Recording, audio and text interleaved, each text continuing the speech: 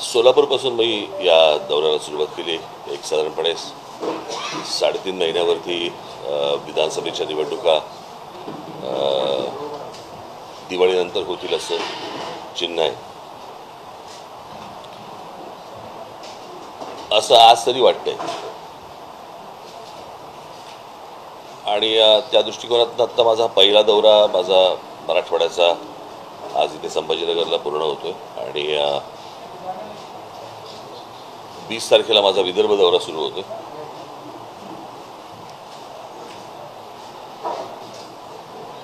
तुमच्याकडे काही बातम्या आल्या की मी दौरा आवरता घेतला वगैरे. कुठला आवरता घेतला मला कळलेलं नाही अजूनपर्यंत, कारण माझा दौरा पूर्ण झाला. मध्ये ज्या काही गॅप्स होत्या त्या मी उदाहरणार्थ हिंगोलीला मी राहणार होतो, तर हिंगोलीला राहायच्याऐवजी मी तिथून कव्हर करून परभणीला आलो वगैरे असं. तर ते आज हा दौरा पूर्ण होतोय माझा. सोलापूरपासून या गोष्टीला सुरुवात झाली आणि गेले अनेक दिवस मराठवाड्यामधलं वातावरण आणि मराठवाड्यामधलं एकूण राजकारण याविषयी पाहत होतो, ऐकत होतो आणि त्याची प्रचितीही आली.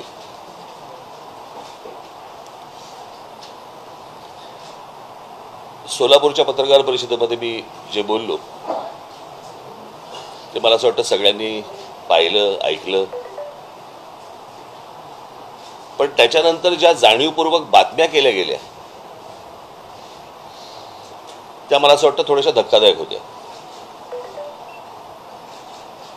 म्हणजे राज ठाकरेंचा आरक्षणाला विरोध, राज ठाकरे विरुद्ध मराठा समाज, काय वाटेल त्या हेडलाईन्स काही लागल्या. तुम्हाला कदाचित आठवत असेल तर 2006 साली मी पक्षाची स्थापना केली आणि 2006 सालापासून आजपर्यंत आमची भूमिका सुरुवातीपासून एकच राहिलेली आहे की आरक्षण द्यायचंच असेल तर ते आर्थिक निकषावरती द्यावं, ही आमची भूमिका पहिल्यापासून राहिलेली आहे. आणि त्याच्या उपर माझं असं म्हणणं आहे की महाराष्ट्राला खरं तर आरक्षणाची गरजच नाही आहे.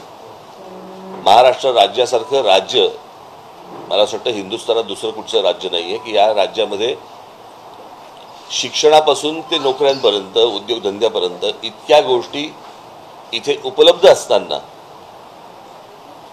बाहेरच्या राज्यांमधल्या लोकांना इथे सगळ्या गोष्टी मिळतात, पण आमच्या मुलींना इथे त्या गोष्टी मिळत नाहीत. त्या जर समजा महाराष्ट्रामधला जो कोटा आहे, महाराष्ट्रामध्ये ज्या काही उपलब्ध गोष्टी आहेत ह्या जर समजा आपण नीट वापरल्या महाराष्ट्रातल्या मुलींसाठी, मराठी मुलींसाठी, तर आपल्याला खरं तर आरक्षणाची गरजच नाहीये. इतकं पुरून उरेल इतकं सगळ्या गोष्टी आपल्याकडे महाराष्ट्रामध्ये असताना आपल्याकडे या सगळ्या गोष्टी उभ्या राहत आहेत. आणि मला असं वाटतं ज्यावेळेला बाबासाहेब आंबेडकर, त्यांच्याही अगोदर मला असं वाटतं ज्योतिराव फुले, त्याच्या अगोदर शाहू महाराज, खरं तर आरक्षण ही गोष्ट किंवा अशा प्रकारे दुर्बल घटकांना अशा प्रकारे काही गोष्टी द्याव्यात हे खरं तर शाहू महाराजांनी तेव्हाच सांगितलं आणि त्याच्यानंतर हे सगळं पुढे सुरू झालं. परंतु आर्थिक दृष्ट्या जो मागासलेला आहे अशांना आरक्षण द्यावं, कळलं का? याच्याऐवजी फक्त आपल्याकडे जातीचं राजकारण केलं जातं आणि त्या जातीच्या राजकारणामधनं माती भडकवली जातात. म्हणजे आत्ताची साधी गोष्ट सांगतो, हा माझा संपूर्ण दौरा, या संपूर्ण दौऱ्यामध्ये जरांगे पाटलांचा काहीच संबंध नव्हता. म्हणजे त्यांचा विषय पण नव्हता, पण त्यांच्या आंदोलनाच्या मागून शरद पवार आणि उद्धव ठाकरेंसारखी मंडळी ज्या प्रकारचं राजकारण करतायत, जे मला मराठवाड्यामध्ये दिसतंय, आणि यातला अजून एक दुर्दैवाचा भाग की या मराठवाड्यामधले काही पत्रकार या सगळ्या गोष्टींसाठी म्हणून इन्व्हॉल्व्ह झालेले आहेत. म्हणजे मला त्यांची नावंही माहिती आहेत, मला कळलं का? ती योग्य ठिकाणी जातीलही, त्याच्या इन्क्वायऱ्या सुरू पण होतील. म्हणजे कोणाला पेवर ब्लॉकचे कॉन्ट्रॅक्ट्स मिळाले आहेत, कोणाला MIDC मध्ये जागा मिळाल्या आहेत, कोणाला किती पैसे मिळाले आणि त्याच्यातनं कशा गाड्या घेतल्या गेल्या आहेत, कळलं का? अशा सगळ्या गोष्टी माझ्या कानावरती आलेल्या आहेत. म्हणजे मी ज्या वेळेला ह्याला होतो धाराशिवला होतो त्यावेळेला धाराशिवला मला काही लोक भेटायला तिकडे बाहेर सगळे आले होते. त्या लोकांना भडकवण्याचं काम काही पत्रकार तिकडे करत होते.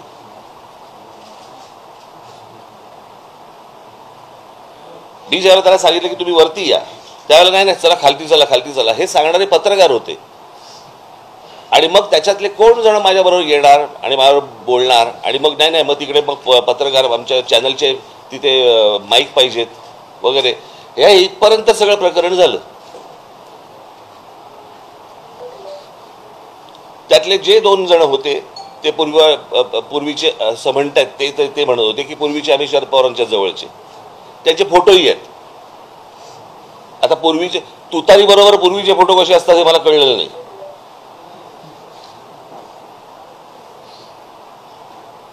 आणि उद्धव ठाकरे गटाचे तिथे अजून 2 जण होते.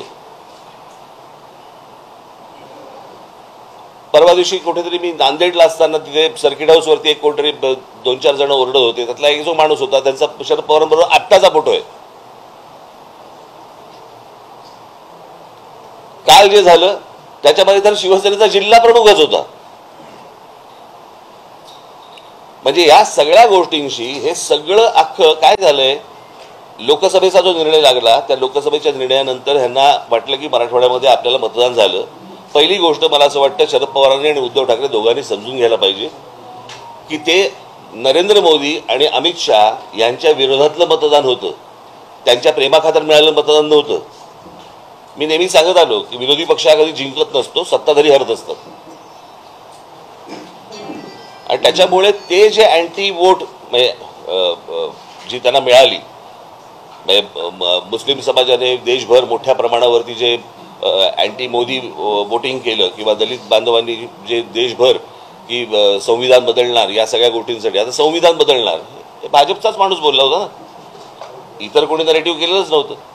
पण ते जे लोक भडकले होते ते मतदान या सगळ्या लोकांना झालं. इथे त्यांना असं वाटतं की ते त्यांच्या प्रेमाखातर झाले, ते त्यांच्या प्रेमाखातर नाही झाले.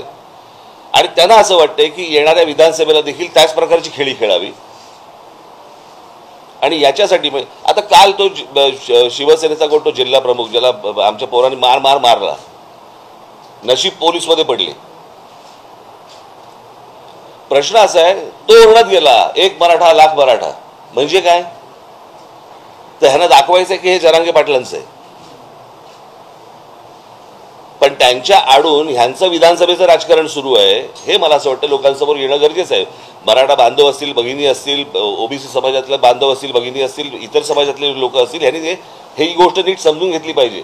शरद पवारांसारखा आज 82-83 वर्षाचा माणूस आज महाराष्ट्रामध्ये स्टेटमेंट करतो की महाराष्ट्रामध्ये मणिपूर होईल.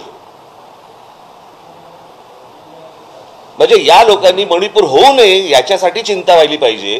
ते म्हणतात की मणिपूर होईल म्हणजे ह्यांच्या डोक्यात काय चालू आहे हे तुमच्या लक्षात येईल.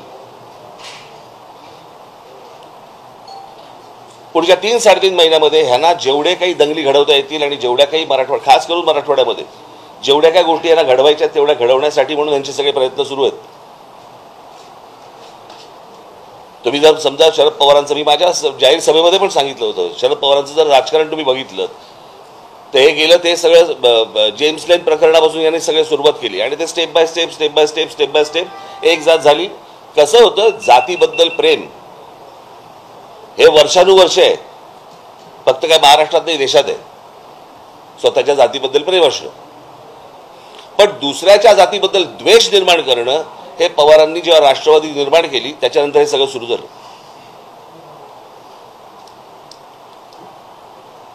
आज माझ्या दौऱ्यामध्ये या लोकांनी अडथळे आणण्याचे प्रयत्न केले. उद्या जर माझं मोहोळ उठलं ना, यांना निवडणुकीला एकही सभा पण घेता येणार नाही. त्यांनी माझ्या वाट्याला जाऊ नये या लोकांनी, कळलं का? मी एकदा मागे म्हटलं होतं की यांच्याकडे प्रस्थापित आहेत, माझ्याकडे विस्थापित आहेत.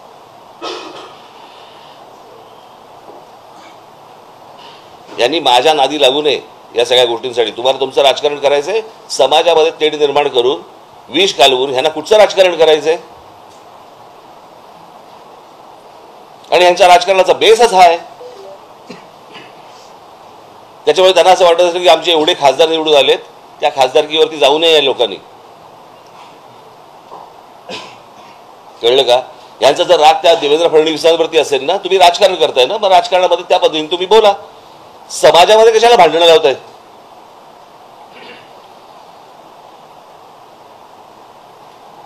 बरं, विषय आरक्षणाचा आहे ना. मला अजूनही आठवते 2003 किंवा 2004-05 वगैरे असेल, आठवत नाही मला. त्याला पहिल्यांदा मराठा समाजाचा मोर्चा त्यावेळेला, ते जे नंतर जे आले ना मोर्चे, ते नंतरचे वेगळे. पण मराठा समाजाला आरक्षण मिळालं पाहिजे याचा पहिला मोर्चा त्यावेळेला इथे आला होता. काय रे तुमचं चालू आहे रे? मुंबईमध्ये आला होता. मला आजही आठवतो, त्याचा फोटो पण तुम्हाला कदाचित माझ्याकडे असेल तो फोटो. व्यासपीठावरती तिथे जिथे मोर्चा अडवला गेला तिथे भाजपचे लोक होते, राष्ट्रवादीचे लोक होते, काँग्रेसचे लोक होते, शिवसेनेचे लोक होते आणि बाकी इतर काही लोक होते. सगळ्यांनी एकमुखांनी तिथे सगळ्यांनी सांगितलं की मराठा समाजाला आरक्षण मिळालं पाहिजे. बरोबर? कोणी अडवलं मग पुढे? अडवलं कोणी पुढे? जर तुमचं सगळ्यांचं एकमत आहे तर तुम्हाला थांबवलंय कोणी? मग अजूनपर्यंत गेली अनेक 15-20 वर्ष होत का नाही आहे? म्हणजे गेली 10 वर्ष केंद्रामध्ये नरेंद्र मोदी पंतप्रधान आहेत किंवा होते, आता तिसरी टर्म सुरू झाली, पण 10 वर्ष तर होते ना, बहुमतात होते.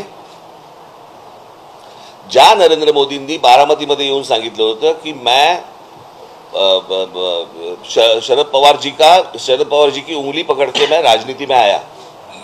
आठवतं स्टेटमेंट तुम्हाला? आठवतं ना तुम्हाला? मग त्या शरद पवारांनी मराठा समाजाच्या आरक्षणाबद्दल शब्द का नाही टाकला?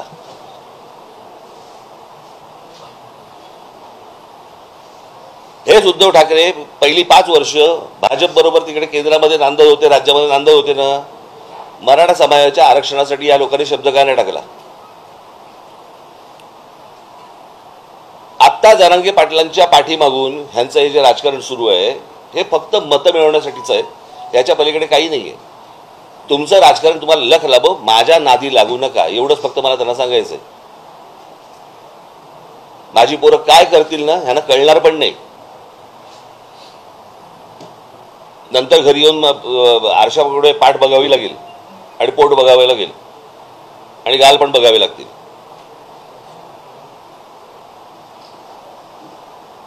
अत्यंत चिखल करून ठेवला या सगळ्या अख्ख्या राजकारणाचा या लोकांनी. म्हणजे जो महाराष्ट्र या देशाला दिशादर्शक होता, आपण म्हणायचो की बाबा हे प्रकारचं जातीचं राजकारण उत्तर प्रदेशमध्ये होतं, बिहारमध्ये होतं, बाकी झारखंडमध्ये होतं, अशा प्रकारचं राजकारण. मी तुम्हाला एक मागे उदाहरण पण दिलं होतं, आठवतं तुम्हाला? आमचे अनिल शिदोरे गेले होते एकदा आणि एका ढाब्यावरती थांबले चहा प्यायला. तर ढाब्यावरचा तो काउंटरवरचा माणूस आला, हे बसले होते तिकडे खाटेवरती. तो काउंटरवरचा माणूस आला आणि शिदोरेंना विचारलं, कौनसी जात से हो? हे वातावरण महाराष्ट्रात आणायचंय.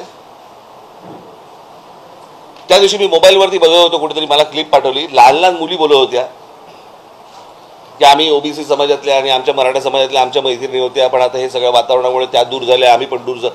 इथपर्यंत आणलं, खालपर्यंत घाण राजकारण का? तुम्हाला सत्य द्यायचंय म्हणून, मतं पाहिजेत म्हणून?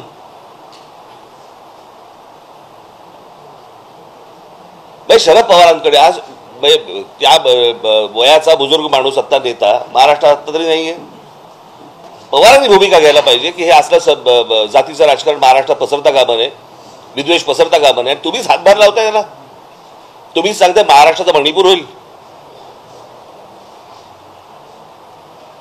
पण याचं राजकारणच मुळात तुम्ही पहिल्यापासून जर बघितलं ते फक्त जातीमध्ये विद्वेष पसरून या सगळ्या गोष्टी करायच्या, याच्या पलीकडे याचं दुसरं राजकारण नाहीये.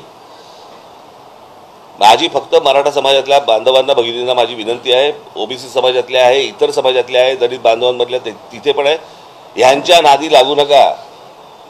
निवडणुका येतील, निवडणुका जातील, परंतु ही जखम बरी होणार नाही. हे सतत त्याच्यावरती मीठ टाकत राहतील. मी अनेकदा सांगत आलो, अरे एक आपण उदाहरण म्हणून पकडूया. मी मगाशी जे बोललो तुम्हाला, महाराष्ट्रासारखं सक्षम राज्य, याच्यामध्ये उद्योगधंदेचा हा भाग आहेच. एक तुम्हाला उदाहरण म्हणून सांगतो. उदाहरण तुम्हाला आठवत असेल, मागे रेल्वेचं आंदोलन झालं होतं, आठवतं ना? की नोकर भरती होती महाराष्ट्रामध्ये आणि त्याच्या जाहिराती होता UP बिहारच्या वर्तमानपत्रांमध्ये, महाराष्ट्रामध्ये जाहिरातीच नव्हत्या, कोणाला माहितीच नव्हतं. हे आम्हाला कळल्यानंतर हे सगळं सुरू झालं. तीच गोष्ट आपण समजा पकडूया, त्यातला एक पार्ट सांगतो, महाराष्ट्राच्या सुबत्तेचा एक पार्ट. मुंबई, ठाणा. मी ठाणा म्हणजे ठाणे जिल्ह्यामध्ये 8 महानगरपालिका आहेत, त्यातलं मी फक्त ठाणे शहर पकडतोय. हां, मी बाकीच्या महानगरपालिका पकडत नाहीये. मुंबई, ठाणा, पुणा, नाशिक, नागपूर. मी संभाजीनगर पण पकडत नाही आता. या 5 शहरांमध्ये मिळून साधारणपणे किती रिक्षा असतील अंदाज आहे तुम्हाला? साधारणपणे 90 लाख ते 1 कोटीच्या आसपास रिक्षा आहेत. त्यातले जवळपास 70% हे रिक्षा चालवणारे परप्रांतातले लोक आहेत. आता माझ्या महाराष्ट्रामध्ये परवाने मिळत आहेत हे त्यांना समजतंय, पण माझ्या महाराष्ट्रामधल्या ग्रामीण भागामधल्या तरुणांना ही गोष्ट समजत नाहीये की महाराष्ट्र राज्य सरकार हे परवाने वाटते. हे काय आजकालमधली गोष्ट नाहीये, हे गेल्या 10-15 वर्षातली गोष्ट म्हणतो मी तुम्हाला. पण महाराष्ट्र राज्य सरकारकडनं ह्या गोष्टी दिल्या जात आहेत. आज मला साधी गोष्ट सांगा, 1 कोटी मुलांना या नुसत्या 5 शहरांमध्येच काम मिळालं असतं? इतक्या गोष्टी महाराष्ट्रामध्ये उपलब्ध असताना आमची मुलं तडफडतायत का? या नोकऱ्यांपासून, उद्योगापासून, सगळ्यापासून वंचित का राहत आहेत? याचं कारण सरकार आपलं जरी असलं तरी हे आपल्या मुलांपर्यंत, मुलींपर्यंत या गोष्टी कळवत नाहीये.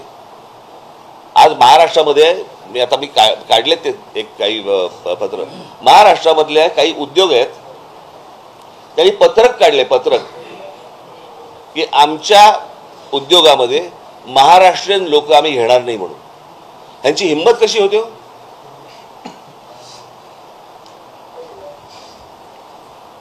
म्हणजे एवढ्या सगळ्या गोष्टी उपलब्ध असताना आम्ही आज फक्त भांडतो आहोत का? आज शैक्षणिक संस्था, इंजिनिअरिंग कॉलेजपासून सगळ्या शैक्षणिक संस्था सर्वात जास्ती कुठे आहेत भारतात? महाराष्ट्रात आहेत, बरोबर? त्या शैक्षणिक संस्थांचे मालक कोण आहेत? बहुतांशी मराठा समाजातले, बरोबर ना? आहेत ना? तरी मराठा समाजातली अनेक मुलं, लाखो मुलं ही शिक्षणापासून वंचित काय आहेत? ह्याला कोण विचारणार प्रश्न आहे? यांनी या सगळ्या गोष्टी सत्तेतनं उभ्या केल्या, यांना कोणी विचारणार? म्हणजे ह्याला कोणी विचारायचं नाही. सरकारच्या बाजूने हे यांच्या राजकीय पोळ्या भाजत बसणार, कोणाच्याही खांद्यावरनं बंदुका चालवणार आणि इथे आम्ही डोकी फोडत राहणार समाजामध्ये. मला असं वाटतं महाराष्ट्रातला समाज हा सुज्ञ आहे, त्याला या सगळ्या गोष्टी समजतील. आणि मला, तुम्ही सगळे पत्रकार बांधव आहात, मला तुम्हाला फक्त एवढंच सांगायचं आहे, तुमच्यातले जे काही अशा प्रकारचे विष कालवणारे किडे असतील, मला असं वाटतं त्यांना तुम्हीच वेळीच बाजूला सारणं गरजेचं आहे, किंवा त्याला हाताबाहेर प्रकरण गेलं ना, नंतर आवरता येणार नाही. म्हणजे कालचा जो प्रसंग झाला तुमच्या ह्याच्यातला, कुठला, बीडला, त्याच्यात 3 पत्रकार सापडले तर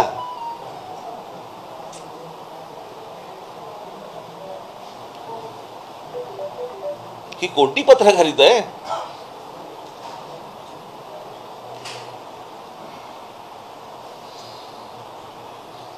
सो मला असं वाटतं की मी हा सगळा दौरा पूर्ण करून मी आता मुंबईला जाईन. 20 तारखेला माझा विदर्भाचा दौरा सुरू होईल. बघू काय विघ्न आणतात ते, आणि ते विघ्न त्यांच्या गळ्यात कशी घालता येतील ते आम्ही पाहू. संविधान बदलण्याचा जे मुद्दा तुम्ही मांडता ते भाजपच्या खासदारांनी सुरुवातीला बोललं होतं. भाजपवाले तर म्हणतात की ही फेक नॅरेटिव्ह विरोधकांनी सेट केली. नाही, मी त्याशी बोललो ना, सोलापूरला पण हेच सांगितलं की भारतीय जनता पक्षाच्या एका माणसाने नाही सांगितलं, 4-5 लोकांनी सांगितलं, तेव्हा बोलून झाले. ते काही असतात मूर्ख, त्याला काय करणार तुम्ही. पण ती गोष्ट त्यांना शेवटपर्यंत खोडता नाही आली. तुम्हाला आठवत असेल शिवतीर्थावरचं, शिवाजी पार्कवरचं माझं भाषणामध्ये मी तेव्हा पण हे बोललो होतो की संविधान बदलणार नाही, हे तुम्ही स्पष्ट करा. आठवतं ना तुम्हाला? मी त्या भाषणामध्ये सांगितलं होतं मी, पण ते शक्य नाही झालं त्याला. मराठा आरक्षणाबाबत तुम्ही जे वक्तव्य केलंय ते महाराष्ट्राला समजलं नाही बहुतेक. आणि सर्व राजकारण्यांना सुद्धा बहुतेक ते कळाले जे काही सध्या त्या या पोरांना दिले गेल्या नाही म्हणून हे पोरं आपले रोजगारासाठी तडफडतात. हे विरोधकांनी समजून सुद्धा न समजण्याची फक्त भूमिका घेतली. मला असं वाटतंय विरोधकांच्या आधी पत्रकार मराठा समाजाला आरक्षणाला राज ठाकरेंचा विरोध ही पहिली बातमी कोणी लावली ना, तिथून पुढे गेलं ना सगळं प्रकरण. राज ठाकरे विरुद्ध मराठा समाज ह्या बातम्या कोणी लावल्या? म्हणजे पहिल्या बातम्या इथून आल्या, बरोबर आहे. आणि मग बातम्या आल्यावरती ज्यांना जे हवं होतं किंवा ज्यांनी जर सांगितलं होतं त्याप्रमाणे त्यांनी बातम्या लावल्या, ते समोर आलं, उघड झालं. म्हणजे मला एका गोष्टीचं समाधान आहे या अख्ख्या दौऱ्यामध्ये की ह्यांचं नेमकं काय चाललंय हे किमान उघड झालं. आणि ह्याच्या पुढे ते काय करणार आहेत ना हे आता लोकांना कळेल. तुम्हाला जे विरोध करणारे लोक मोर्चामध्ये आले, तुम्ही म्हणताय की ते राजकीय पक्षांचे पदाधिकारी होते. माझ्याकडे फोटो आहेत. हा, असं असताना सुद्धा तुम्ही त्यांच्यासोबत चर्चेची तयारी दाखवली, त्यांच्याशी बोललात सुद्धा. तोपर्यंत मला माहित नव्हतं. ते पहिल्यांदा जेव्हा झालं ना त्या धाराशिवला, तोपर्यंत मला काहीच माहित नव्हतं. मला वाटलं मी त्या खाली ते काही घोषणा देत होते म्हणून मी खाली आलो. म्हटलं या वरती बोलायचं ना माझ्याशी, वरती या. ते वरती यायचे खालतीच गेले.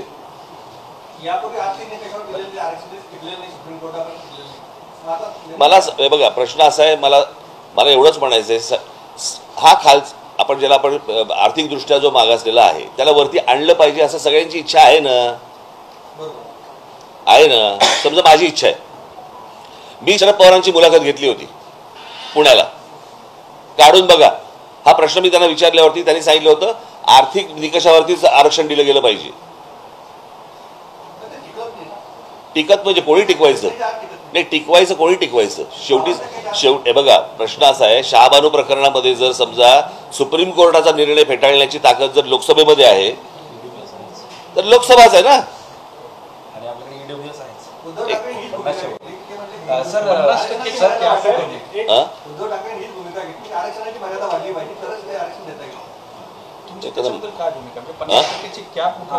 मर्यादा 50% वाढवणं केंद्राच्या हातामधला हा निर्णय आहे. मला असं वाटतं की खरी गरज कोणाला आहे ना ते पहिलं तपासणं गरजेचं आहे.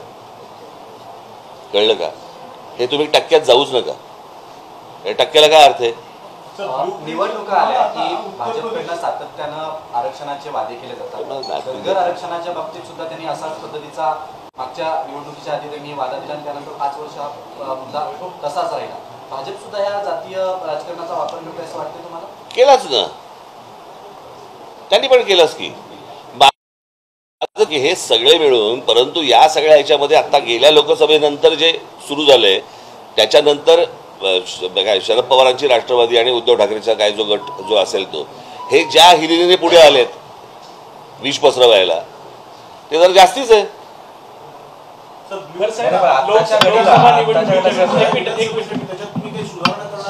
सुधारणा चालू आहे. मनसे नरेंद्र मोदी दिल्लीत पाहिजे म्हणून त्यांनी सोबत होतं. आता विधानसभेला तुम्ही महाराष्ट्रभर दौरा करतायत, विधानसभेच्या काही उमेदवारी सुद्धा तुम्ही जाहीर केल्यात मनसेच्या. मग महाराष्ट्रात आपल्याला एकनाथ शिंदे, फडणवीस, अजित पवार नकोत का?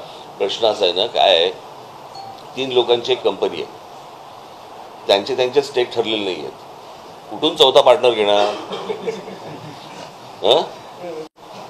महाराष्ट्रात खरी गरज ज्यांना आरक्षणाची खरी गरज ज्यांना आहे त्यांना दिलं पाहिजे.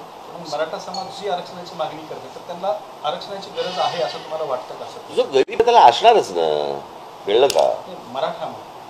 मराठा काय आणि कोणी काय, तुम्ही कशाला त्याच्यात फोड करताय? मी आत्ता हे जे पत्रकार आहेत ना इथे समोर उभे आहेत, बरोबर आहे, इथे उभे राहा आणि सांगा यांची जात कुठची. सांगता येईल का यांची जात कुठची? सांगता येईल का? नाही ना. आपण कशाला फोड करतोय? त्या जातीचं आंदोलन सुरू आहे म्हणून. हो, पण म्हणूनच माझं तेच म्हणणं होतं. आता मागच्या वेळेला पण मी आठवत असेल तर तुम्हाला जरांगे पाटलांचं आंदोलन चालू असताना तिथे बोललो होतो ना मी. होतात ना तुमच्यापैकी कोणी तिकडे? की तो टेक्निकल प्रॉब्लेम आहे. आणि कसं आहे, हा फक्त महाराष्ट्रातल्या मराठा समाजाचा विषय येत नाही. एक जर विषय आला तर बाकीच्या राज्यांमधल्या ज्या इतर जाती आहेत त्यांचाही विषय येतो भर. आणि त्या बाकीच्या राज्यांमध्ये कोणी काढायला तयार होत नाहीयेत.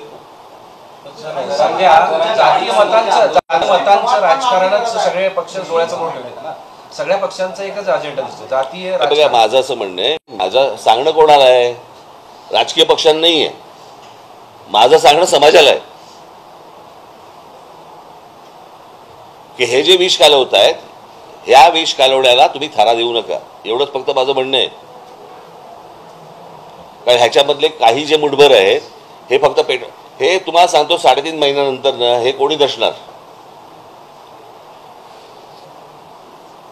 यांचं काम आटपलेलं असेल. विषय नीट समजून घ्या. आणि बघा, तुम्ही माझ्याकडनं काही बदलून घ्यायचा प्रयत्न करत असाल, मी बोलीन, पण इतके अज्ञानी पण दाखवू नका. हा,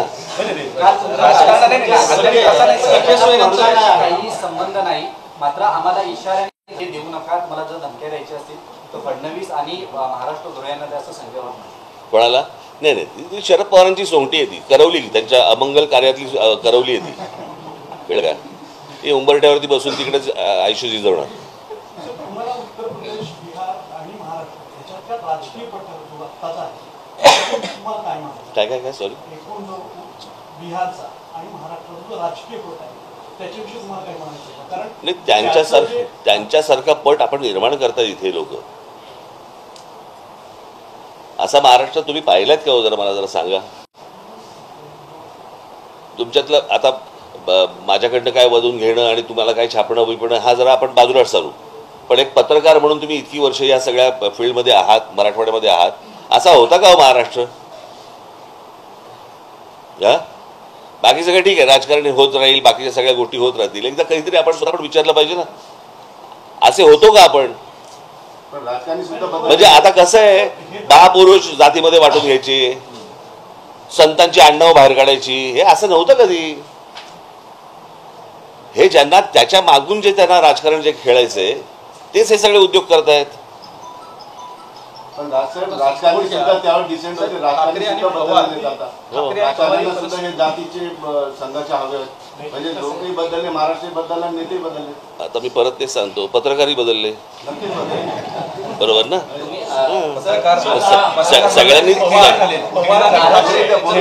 पवार आणि ठाकरे यांच्यामुळे जर परिस्थिती बिघडते असं तुमचं म्हणणं आहे, तर मग शिंदे असतील, फडणवीस असतील किंवा अजित पवार असतील, ह्यांची नेमकी भूमिका काय आहे? हे बघा, मी तुम्हाला एक गोष्ट सांगू का, या सगळ्या ह्याच्यामध्ये सगळ्यांनीच या जातीचं समीकरण ह्याच्या अगोदर राखली, पण हे ज्या प्रकारचे तीव्रपणे जे विष कालवत आहेत, असं मी तुम्हाला एक अजित पवारांबद्दल एक गोष्ट तुम्हाला सांगतो. हे ज्या वेळेला शरद पवार ज्या वेळेला बरोबर होते ते बरोबर, आणि पवारांचं हे सगळं राजकारण सुरू होतं ना जेव्हा, बरोबर, ते जेम्स लेन, मी तुम्हाला नक्की खात्रीलायक सांगतो, अजित पवार कधी जातीच्या राजकारणामध्ये कधी पडले नाहीत, एवढं निश्चित. बाकी माझे अनेक मतभेद असतील, माझे असतील, अनेकांचे असतील, पण जी योग्य गोष्ट आहे, मला असं वाटतं ते कधी जातीच्या बाबतीत आजपर्यंत त्याचं कधी वक्तव्य पण ऐकलेलं नाही, आणि ते कधी या बाबतीत भानगडीत कधी पडलेलं नाही. मग एकीकडे होत असलं सर, राहुल गांधी आणि बाकीचे नेते सुद्धा जातीय निहाय जनगणनेची मागणी करतात. मी परत तुम्हाला तेच सांगतो, जात तुमची काय जात असेल मला माहिती नाही, पण जात तुमची तुम्हाला प्रिय असेल, दुसऱ्या जातीबद्दल विद्वेष पसरवू नका, एवढंच माझं सांगणं आहे ना. आपण 30 रेकॉर्ड घासतोय की नाही मगापासून, हां, तेवढंच माझं म्हणणं आहे. जातीचं राजकारण हे काही नवीन नाही आहे महाराष्ट्राला आणि देशाला, पण ह्या प्रकारचं राजकारण तुम्ही ह्याच्या अगोदर कधी पाहिलं नसेल. यातून बाहेर कसं पडायचं हा एक विषय आहे. असं म्हटलं की तुम्ही आंतरवलीला गेल्यानंतर तिथे तुम्ही त्यांना सांगितलं होतं. या वक्तव्यावर उत्तर देताना जरांगे पाटील असंही म्हटले की ते त्यांनी माझ्याकडे ऐकून घेतलं, ऐकल्यानंतर असं म्हटलं की असं असेल तर मराठा समाजाला राजकारण आरक्षण माझं मी तुम्हाला दुसरं आज त्यांनी आणखीन एक असं वक्तव्य केलंय आपल्या वक्तव्यानंतर की आता राज ठाकरे यांच्या विरोधात आंदोलन करू नका, गरज पडली तर मी मुंबईला जाऊन राज ठाकरेंची गचुंडी पकडेल. गचुंडी? अच्छा, हे त्यांचे शब्द आहेत का तुम्ही कोणी भरले? अच्छा, मग मी त्यांच्याशी भेटल्यावरती बोलीन त्यांच्याशी. सर, आरक्षण या एक मिनिट, पहिली गोष्ट मला पूर्णतः करू देत रे. एकाने एक प्रश्न विचारल्यावरती लगेच दुसरा काय प्रश्न विचारत आहे? हा, त्याच्यात ते काय बोलले? मुळात पहिली गोष्ट लक्षात घ्या, हे काही त्यांनी पाठवलेली माणसं नव्हती, बरोबर आहे. आता ती कोण माणसं होती हे मी तुम्हाला मगाशी सांगितलं ना. आपण का परत तेच तेच बोलतोय? मी बसलोय म्हणून तेच तेच विचारताय का तुम्ही? ती प्रश्न संपलेत. नाही, त्यांचं नाही आज झालं, आता संपला विषय. मी मगाशी तुम्हाला सांगितलं त्याप्रमाणे त्यांची माणसं नव्हती. हे काय त्यांच्या बरोबरचे आंदोलनकर्ते नव्हते. हे शरद पवार आणि उद्धव ठाकरेच्या बरोबरची माणसं आहेत ही. त्याच्याबद्दल काय बोलायचं मगाशी बोललोय मी.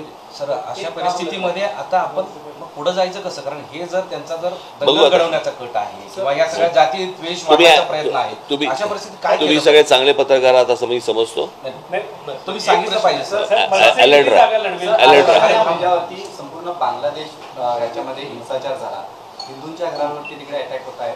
ते जर शरण आले भारतात तर त्यांना तुमचा पाठिंबा असेल? कोणाला?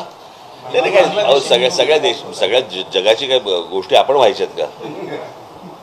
त्यांचं त्यांना बघू देत ना.